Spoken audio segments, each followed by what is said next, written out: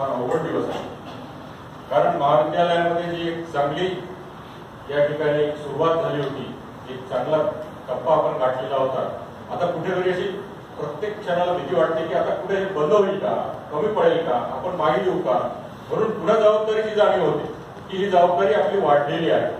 आपल्याला कुठेतरी आता परत बघावं लागेल की काहीतरी चांगलं हे जे चालू केलेलं आहे. एक उदाहरण द्यायचं झालं तर आपण आता या ठिकाणी राष्ट्रगीत एक छोटीशी गोष्ट आहे, पण एक चांगली सुंदर परंपरा या ठिकाणी आपण जर तयार केली की रोज 11:30 वाजता आपण या ठिकाणी राष्ट्रगीत म्हणतो, तर त्यात खंड पडू नये.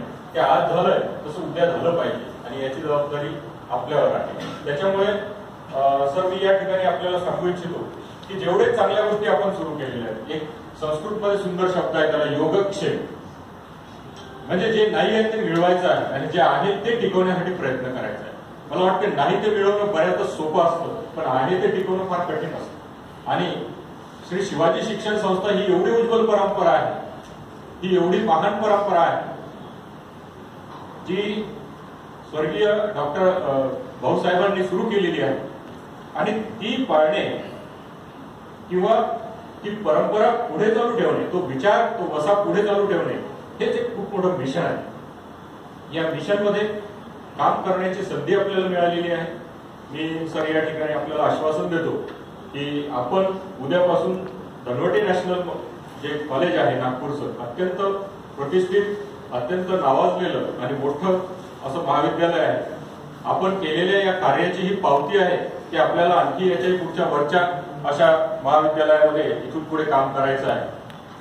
त्या ठिकाणी काम करत असताना निश्चित आपण आतापर्यंत ज्या पद्धतीने यश मिळवून दाखवलं त्याच पद्धतीने त्या कॉलेजचं सुद्धा नाव लौकिक वाढवणार आहात.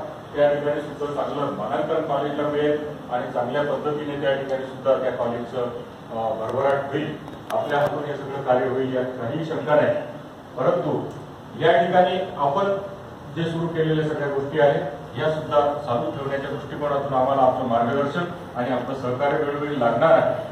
आणि आपण बोलताना 2-3 दिवसापूर्वी जेव्हा आम्ही बोलत होतो, सरांनी सांगितलं की मी नेहमी तयार आहे, तुम्ही जेव्हाही सांगा, मी कधीही तुमच्यासाठी, तुमच्या कुठल्याही कामासाठी मी तयार आहे. या महाविद्यालयासाठी मी फॉरएव्हर तयार आहे आणि हे माझं महाविद्यालय नेहमीसाठी आहे. ही खूप त्यांच्या मनाचा मोठेपणा आहे. बोलण्यासारख्या अनेक गोष्टी आहेत, मी अनेक मुद्दे माझ्या डोक्यात होते, अनेक गोष्टी बोलायच्या होत्या, पण या ठिकाणी बोलू शकणार नाही.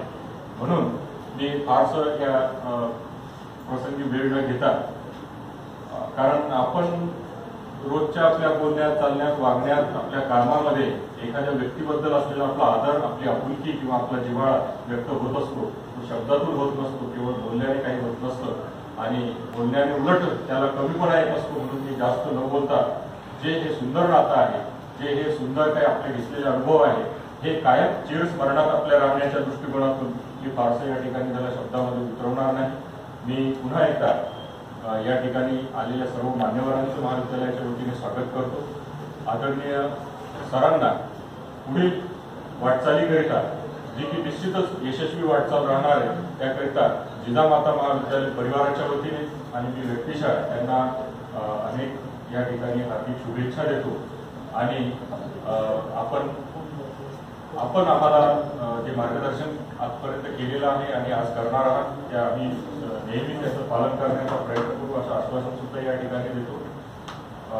आणि या ठिकाणी माझे मनोगत थांबवतो. धन्यवाद.